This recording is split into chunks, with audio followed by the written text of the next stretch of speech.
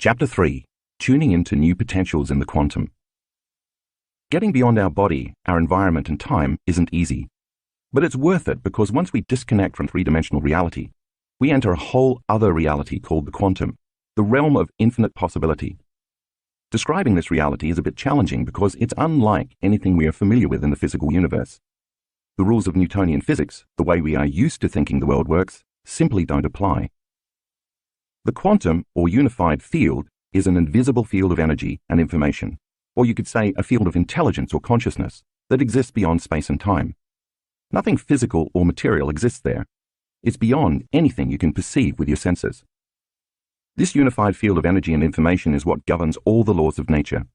Scientists have been working to quantify this process so we can more fully understand it, and they are discovering more and more all the time. Based on my knowledge and experience, I believe there's a self-organizing intelligence that is energy, and it is observing all of the universes and galaxies into order. Sometimes people will say to me that this idea seems a bit unscientific.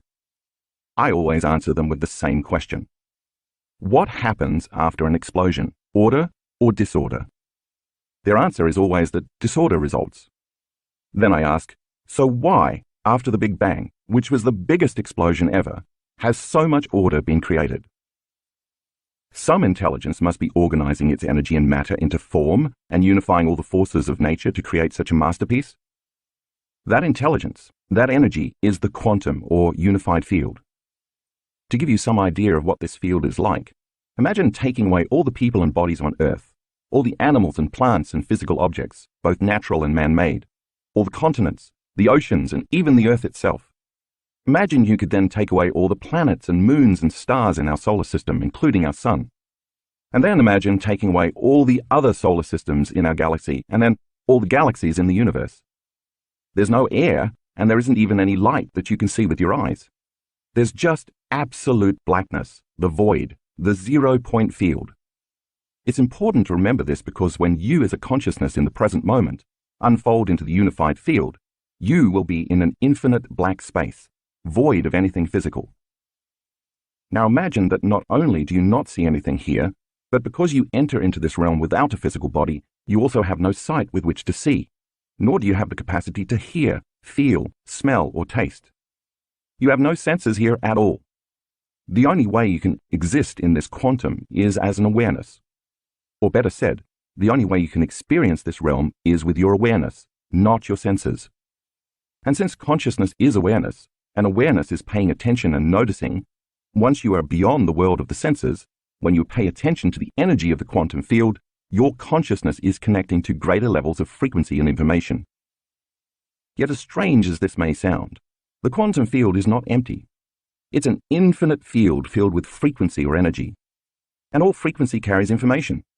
So think of the quantum field as being filled with infinite amounts of energy vibrating beyond the physical world of matter and beyond our senses. Invisible waves of energy available for us to use in creation. What exactly can we create with all this energy swimming in an infinite sea of potentials? That's up to us because, in short, the quantum field is the state in which all possibilities exist. And as I just said, when we find ourselves in the quantum universe, we exist simply as an awareness or as a consciousness, specifically an awareness that is paying attention to or observing a field of infinite possibilities existing within an even greater consciousness and a greater level of energy. As you enter this endless, vast space as an awareness, there are no bodies, no people, no objects, no places, and no time. Instead, infinite unknown possibilities exist as energy. So if you find yourself thinking about knowns in your life, you are back in the three-dimensional reality of space and time. But if you can stay in the blackness of the unknown for long enough, it will prepare you to create unknowns in your life.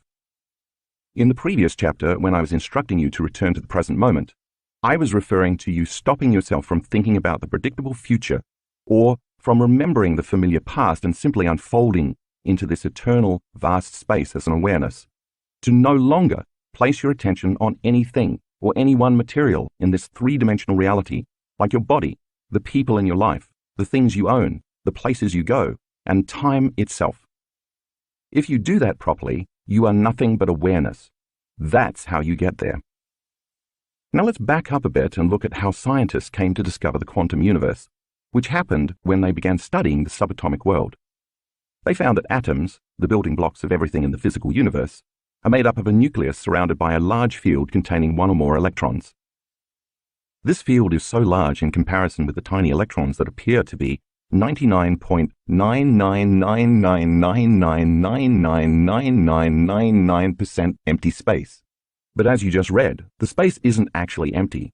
It's made up of a vast array of energetic frequencies that make up an invisible, interconnected field of information.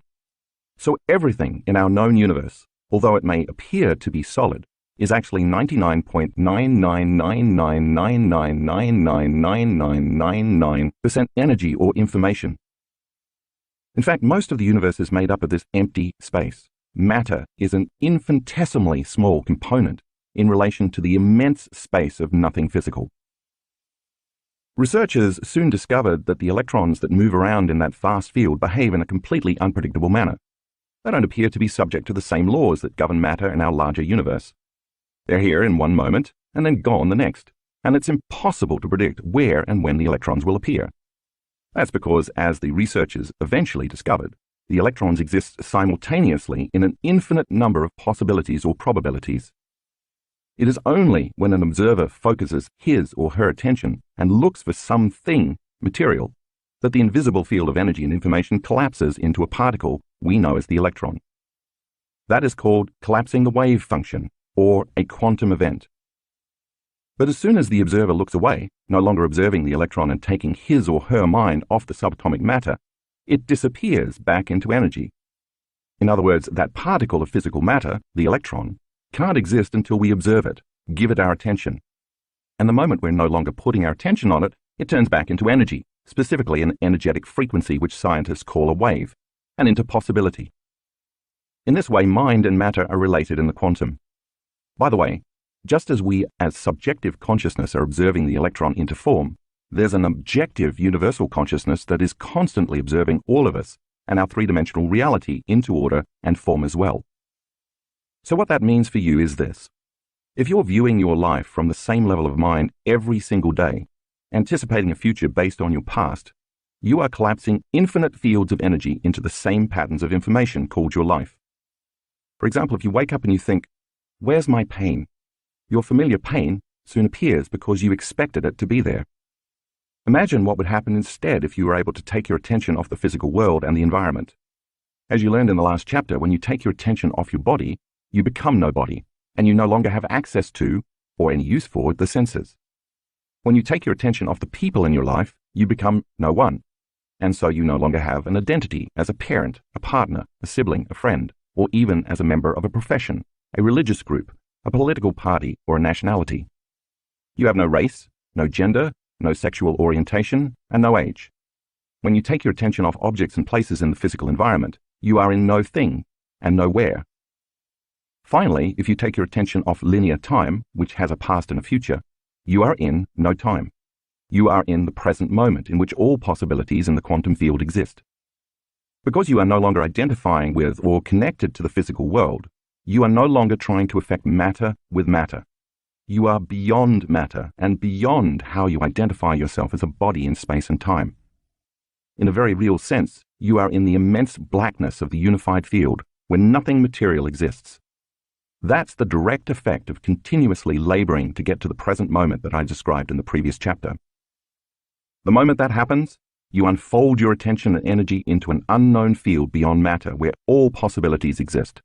A field made up of nothing but invisible frequencies carrying information or consciousness.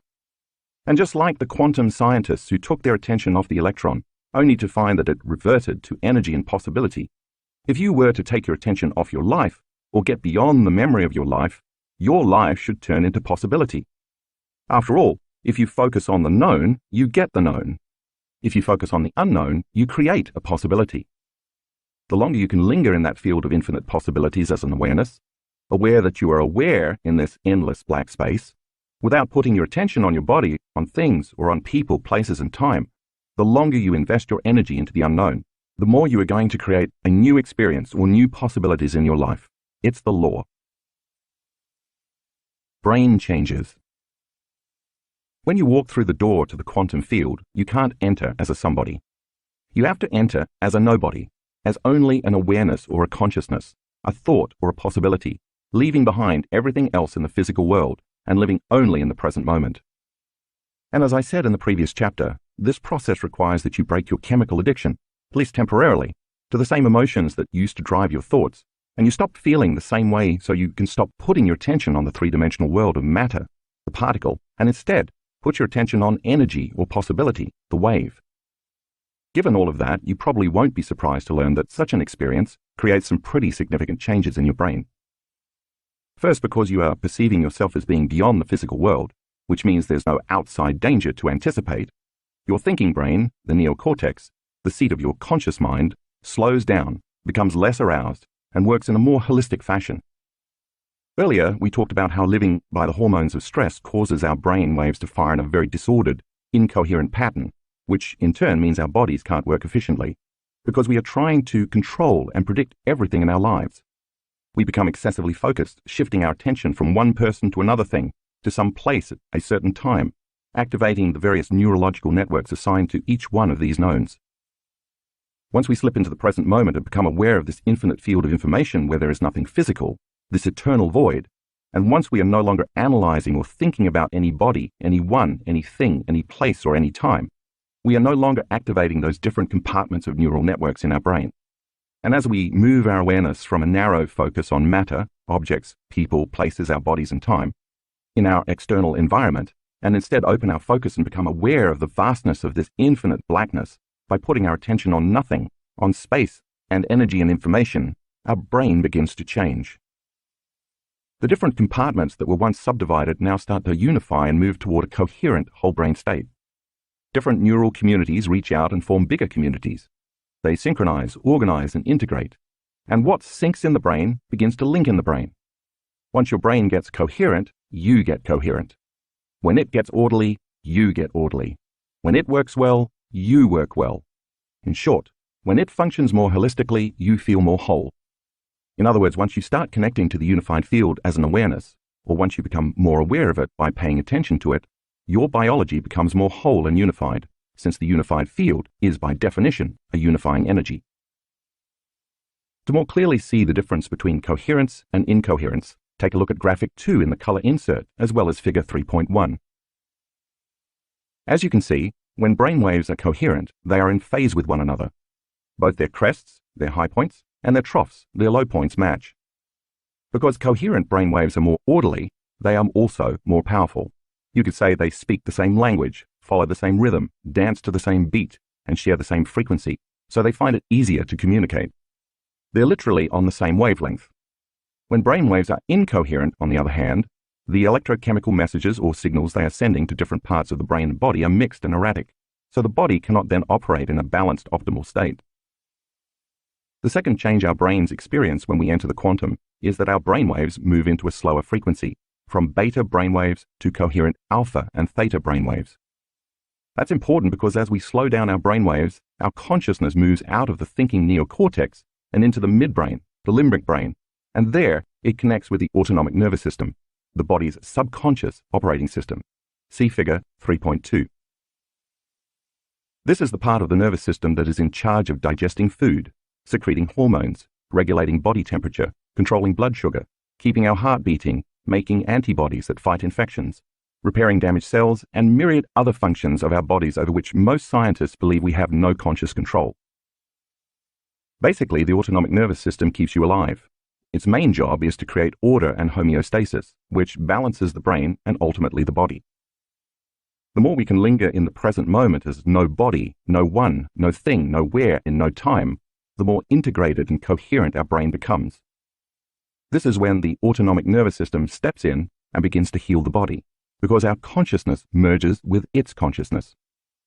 In other words, when you are in the present moment, you get out of your own way.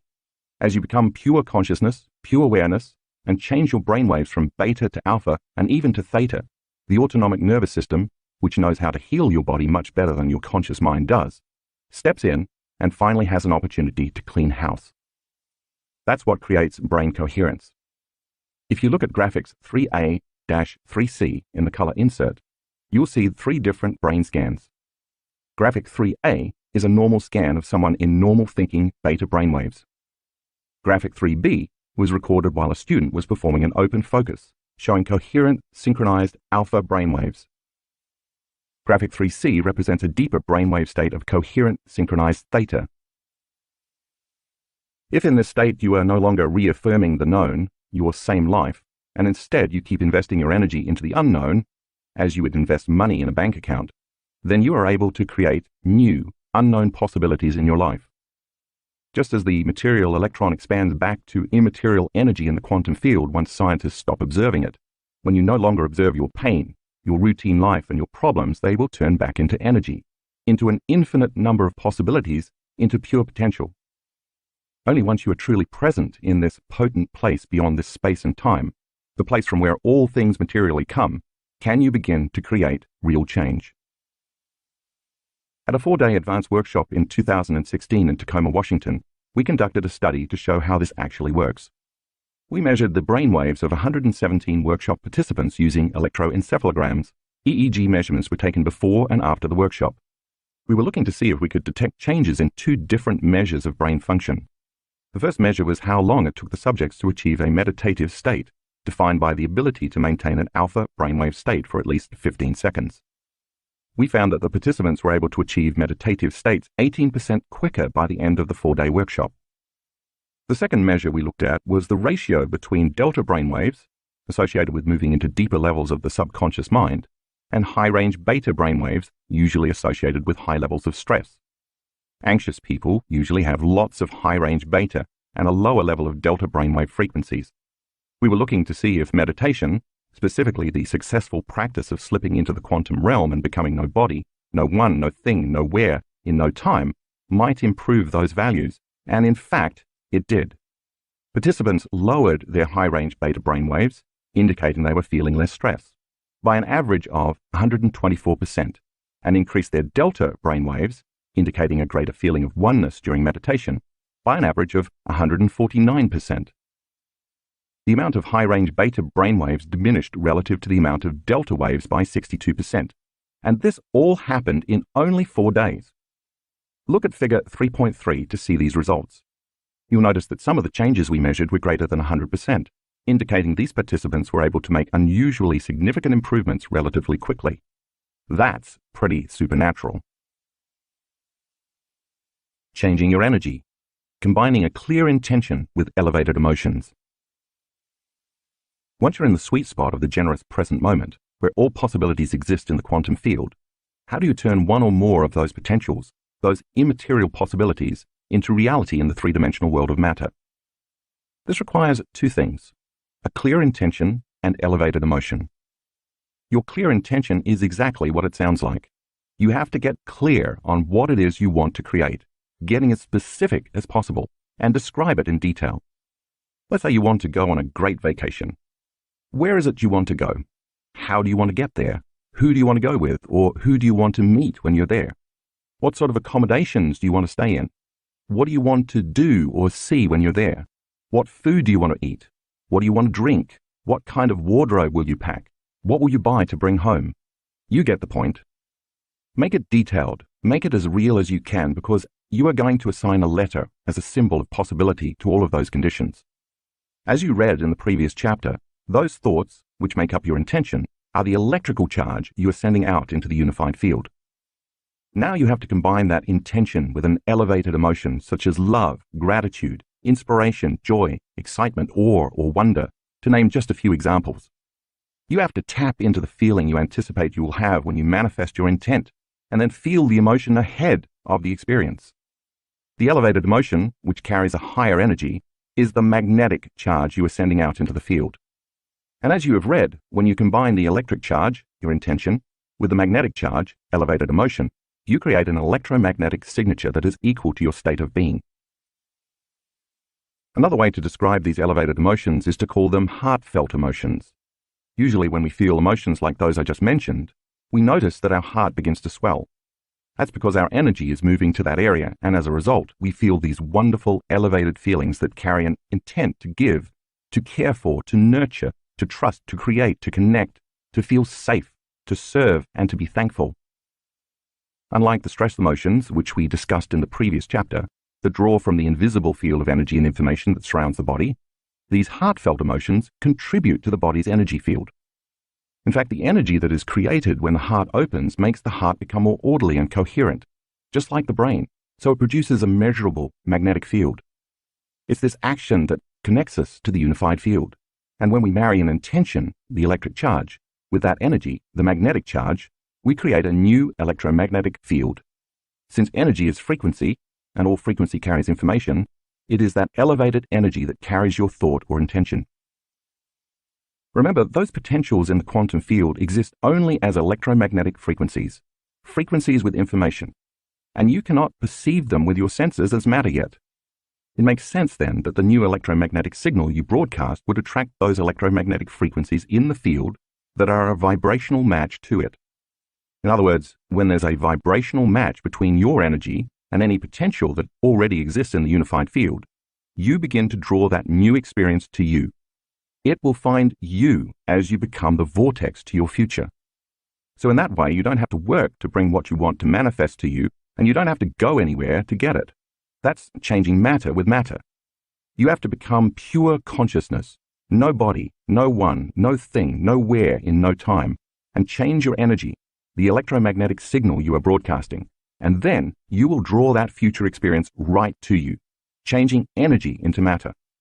You will literally tune into the energy of a new future, and as you do so, the observer, the unified field, is observing you observe a new destiny, and it then endorses your creation. Take a glance at figure 3.4. Before we go any further, I want to back up just a bit to emphasize how important elevated emotions are for this equation to work. After all, when you decide to observe a future in the quantum field that you want to manifest, if you're doing it as a victim or as someone who's suffering or feeling limited or unhappy, your energy is not going to be consistent with your intended creation, and you won't be able to call that new future to yourself. That's the past. You may have a clear intention, and therefore your mind may be in the future because you can imagine what you want. But if you feel any of those familiar limited emotions, your body still believes it's in the same limited past experiences. As you learned in the previous chapter, emotion is energy in motion, and elevated emotions carry a higher frequency than survival emotions.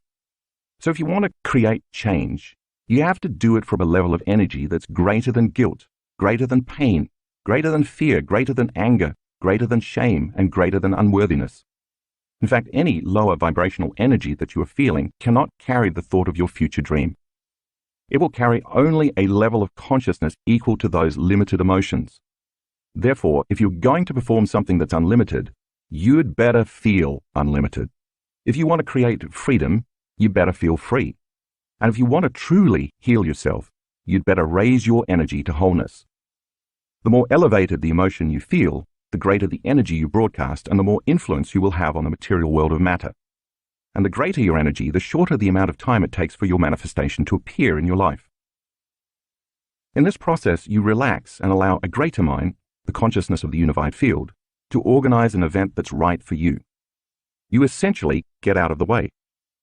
When you are surprised by an unknown experience that seems like it came out of nowhere, that's because you created it in nowhere. Something appeared out of nothing because you created it in no thing. And it can happen in no time if you create it in the realm beyond linear time. That's the quantum field, where there is no time. A French researcher named René Piech, PhD, demonstrated the power of intention with newly hatched baby chicks. When chicks hatch, they usually imprint on their mother, bonding with her and following her around.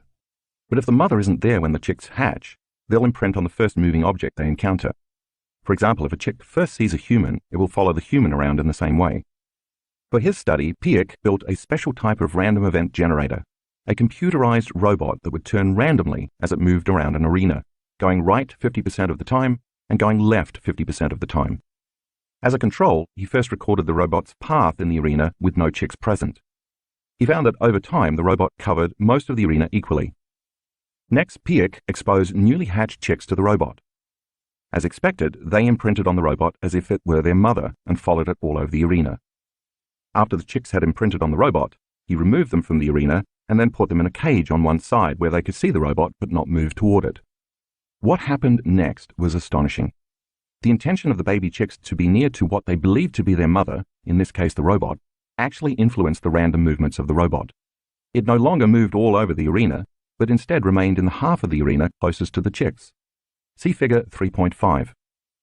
If the intentions of baby chicks can influence the movements of a computerized robot, just imagine what you can do in drawing your future to you. In this place of the unified field, you're actually becoming aware of what already exists, and you're bringing it to life with your attention and your intention. Here, you can be a genius. You can be abundant. You can be healthy. You can be wealthy. You can have a mystical experience. You can create a new job. You can resolve a problem in your life. Remember, all these possibilities exist as electromagnetic potentials in the quantum field. You cannot experience them with your senses because they don't yet exist in this space and time. They exist only as a frequency or energy carrying information that has to be tuned into and observed into this space and time. And in order for you to do this properly, you are going to have to connect to that information and energy with your energy and intention. Here's another way to look at it. If you're unified with the consciousness and the energy of every body, every one, everything, every place, and every time within a vast unified field of potentials, then observing a potential in the quantum is just like becoming aware of your hand in the physical world. You're already connected to it. It already exists. Tuning into the energy of your future and intentionally observing that potential in the quantum then causes infinite fields of energy to collapse into particles called a quantum event, and that becomes an experience that can then manifest in your physical three-dimensional world. Then when you get up from your meditation, even though you're back in the three-dimensional world of matter, because you already experienced the elevated emotion you anticipated ahead of the experience, you have no choice but to get up feeling as if your intent has already manifested, or as if your prayer is already answered. You feel intimately connected to your new future, knowing it will show up in a way you can't predict, because if you can predict it, then it's a known. In effect, you get up as a new self, one who feels more like energy than matter. But you must remain aware, because the moment you forget and start stressing about when it's going to happen or how it's going to happen, you'll return back to your old self, trying to predict the future based on the past. And then you'll start feeling the same old familiar emotions, with the same lower energy that influence your same old thoughts, and you've just made the choice to stay trapped in the known. We could say that you'll disconnect from the energy of your future the moment you feel the familiar energy of the emotions of your past. If you instead become successful at tuning into this potential you have chosen over and over again, and you get familiar with it, you will be able to tune into it not only in meditation, but also when you're in line at the bank. You'll be able to tune into it when you're sitting in traffic. You can do it when you're shaving, when you're cooking, and when you're taking a walk. You can do it over and over again with your eyes open, just as you do when your eyes are closed in meditation. Just remember, every time you tune into the energy of your future in the present moment, you are drawing your future to you. And if you do it often enough, and you do it correctly, you'll change your biology from a past-present reality to a future-present reality. That is, you will change your brain neurologically from being a record of the past to becoming a map to the future. At the same time as you teach your body emotionally what that future will feel like in the present moment, you'll recondition your body with this new elevated emotion. You'll be able to signal new genes in new ways, and you'll change your body to look like the future you chose with your clear intention has already happened. That means you begin to biologically wear your future. Jace goes quantum. When my oldest son Jace finished graduate school, he went to work for a large company in Santa Barbara that made sophisticated cameras for the military. When he completed his contract, he moved to San Diego to work with a startup. After a while, though, he became disillusioned with the management and decided to leave the company and travel. He's a big wave surfer, so he came up with an elaborate plan to go all over Indonesia, Australia, and New Zealand for 7 months. He packed up his suitcase with the surfboards and off he went, and he had the time of his life. After 6 months, he called me from New Zealand and said, "Dad, listen, I have to start thinking about what I'm going to do when I get back to the real world. I want to create a new and better job than my previous ones, but I want to do it differently. I've learned a lot from taking time off." "Okay," I responded. "There must be a potential in the quantum field that you can tune into that's related to a new job for you. Take out a piece of paper and write the letter J on it, and draw 2 squiggly lines around it to represent the electromagnetic field. Hang on, because you're going to be doing something similar in the meditation at the end of this chapter." Once he'd done that, I said, "That J is a symbol that represents a possibility, your clear intention of the job you want. But now we have to get very clear on exactly what kind of job you want. So let's list what's important to you in this job. I want you to think about the conditions of what that letter J for new job means to you. Under that J, I want you to write the word intention and list the specifics of what you want in your new job. You can write down anything you want except when or how it's going to happen. I want to be able to work from anywhere in the world, he told me, and I want to make the same amount of money I was making at my old job, or more. I want to have independent contracts for 6 months to a year, and I have to love what I do. Good. Anything else? I asked. Yeah, I want to be my own boss and lead my own team, he said. Okay, now you have your clear intention, I told him. Every time you think of this letter J, can you associate the letter with the meaning you just gave it? All of the specifics of what you want that you just listed. He said he could do that. Then I asked him to think about how he was going to feel when it happened. Next to or below your sub-intentions that you listed to get clear on your new job, I told him, I want you to write elevated emotions, the energy of my future. Now, let's list them one by one. What are they? Empowered, in love with life, free and grateful, he told me, identifying the elevated emotions he would use to bring this job to him. All that was left was just making everything line up. Take a look at figure 3.6 to see what Jace did. You have plenty of time on your hands right now. You're not doing much but surfing and relaxing on vacation, I told him. So it should be easy for you to create your future. Will you commit to doing what it takes to broadcast a new signature into the field every day? He agreed. Then I reviewed with him the concept of finding the present moment and getting centered and raising his energy so that his energy could carry his intention for his future. Just hold that symbol in your mind's eye while you radiate that energy into the space beyond your body and space, I instructed. Like tuning in to a radio station and picking up a frequency that carries information.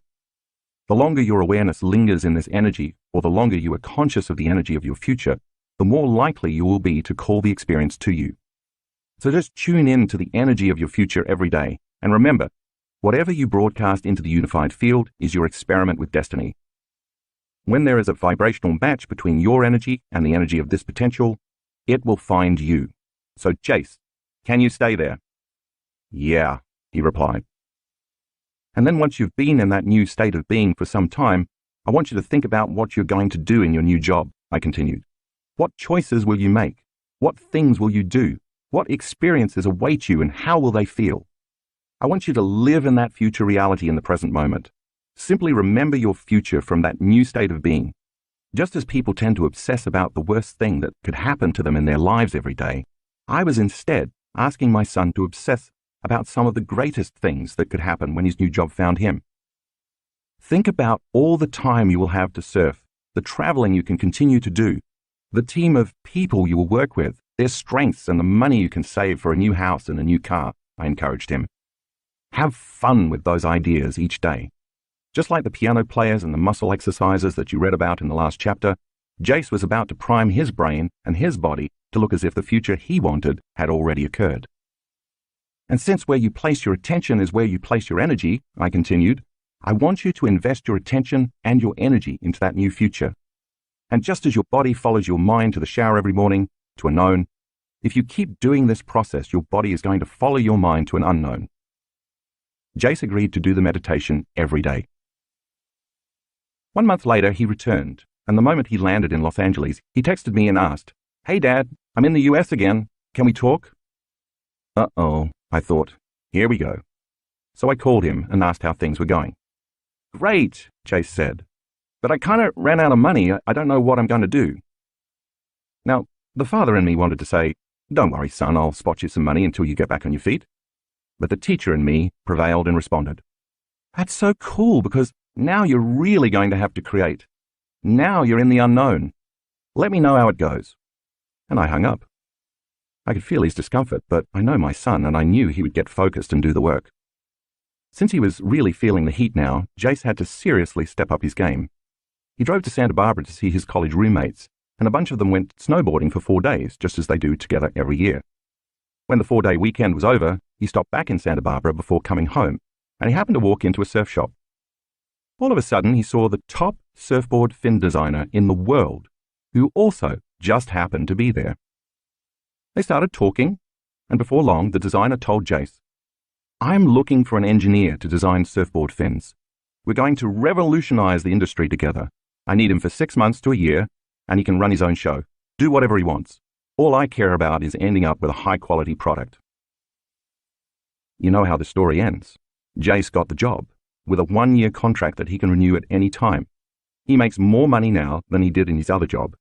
He loves his new career because of his passion for surfing. Sometimes he texts me and he says, "I can't believe they pay me to show up and do this." He's his own boss, he can work from wherever he wants to, and he gets to go surfing to try out all the fins. He's in love with life.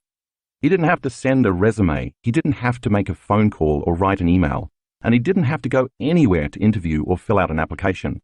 The experience found him. When we become nobody, no one, no thing, nowhere, in no time, we are taking our attention off all the distractions in our outer world that keep us from being present with the unified field of intelligence that is within us and all around us. We are turning inward and being present with a consciousness that is always present with us. The moment we line up with that omnipresent consciousness, as if we were looking directly in a mirror, it looks back at us, and it can finally reflect what we show it that we want. The longer we linger in this place of nothing material and invest our attention and energy into it, the closer we move to the unified field. And when we are at the altar of infinite potentials, when we change our energy, we change our lives. As we move toward it and trust in the unknown, without returning our awareness to the material world of the senses in three-dimensional reality, we experience more oneness and wholeness within. That process begins to fulfill our lack, our separation, our duality, our disease, and our fractured personalities. Our biology becomes more whole as we become more whole. After all, when we are whole, there simply is no lack. Nothing can be missing. At that point, we are simply observing what already exists in the quantum field of all possibilities or potentials and bringing it to life with our attention and our energy. So now I have to ask you, what experience is out there in the quantum field waiting to find you? Preparing to tune in. This meditation requires a little advanced preparation. First, I want you to think about a potential experience you want to have. Remember that just like the electron before it collapses into matter, the experience already exists as an energy or a frequency in the quantum field. This is the energy that you're about to tune into. Some of our students have lowered their cholesterol levels just by tuning into a potential. They lowered their cancer markers. They've made tumors disappear. They've also created great new jobs, all expense-paid vacations, new healthy relationships, more money, profoundly mystical experiences, and even winning lottery tickets. Believe me, my team and I have seen it all. So go ahead, step into the unknown. Once you have the new experience you want to create, assign a capital letter to it, and then write that letter down on a piece of paper. Think of the letter as a symbol that represents that specific possibility in your life. Actually, putting it on paper instead of only thinking about it is important, because the act of writing it down solidifies that you want it. Then draw 2 squiggly circular lines around the letter to represent the electromagnetic field you need to generate around your body to match that potential in the quantum. Now assign some meaning to that letter so that you can get even clearer about your intention. Think of some specific refinements of what you want and list at least 4 of them. The only thing I don't want you to consider including is any mention of a time frame. For example, if your intention is a great job, your list might look like this. Making $50,000 a year more than I'm making now. Managing my own team of awesome professionals. Traveling all over the world on a generous expense account. Having exceptional health benefits and great stock options. Making a difference in the world. Now on that same piece of paper, write down the emotions you will feel when that imagined potential happens. You might write, empowered, unlimited, grateful, free, in awe, in love with life, joyful, worthy. Whatever it is for you, write it down. And if you think you won't know how it's going to feel because you haven't experienced it yet, then try gratitude. That works really well. Gratitude is a powerful emotion to use for manifesting because normally we feel gratitude after we receive something. So the emotional signature of gratitude means it has already happened. When you are thankful or you feel appreciation, you are in the ultimate state to receive. When you embrace gratitude, your body, as the unconscious mind, will begin to believe it is in that future reality in the present moment. These various emotions you just listed are the energy that is going to carry your intent. This is not an intellectual process. It is a visceral one. You have to really feel those emotions. You have to teach your body emotionally what that future is going to feel like before it happens. And you have to do that in the present moment. Now you're ready for the meditation. You can purchase the Tuning into New Potential CD or MP3 download from drjoedispenza.com and follow along as I guide you, or you can choose to do the meditation on your own. Tuning into New Potentials Meditation. Start by resting your attention in different parts of your body as well as the space around those parts of your body. You will learn more about doing this and why it's important in the next chapter, but for now, it's enough to know that focusing on the space around your body helps change your brainwaves, moving you from an incoherent beta brainwave pattern to a coherent alpha and theta brainwave pattern. Become aware of the infinite, vast space way out behind your eyes in this eternal black space. The space in the center of your head, the space between the back of your throat and the back of your head, and then beyond your head in space. Then move to becoming aware of the space in the center of your throat, the space beyond your throat and around your neck, the space in the center of your chest, the space around your body, the space behind your navel, and finally the space around your hips in this endless black void. With each of these, take your time and feel it. Become aware of it and stay present with it. Become aware of the vastness of space that the room you're in occupies in space, and then extend your awareness to the vastness of space beyond the room in space, and finally, to the vastness of space that all of space occupies in space.